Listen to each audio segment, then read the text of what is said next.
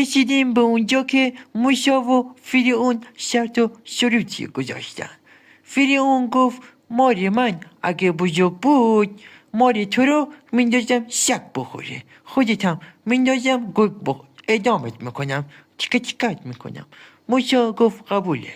شرط منم اینه که اگه من بردم مار من بزرگتر بود باید قوم و خشامو به هم بدی، با خودم وردارم و ببرم. بعد فرعونم گفت قبوله.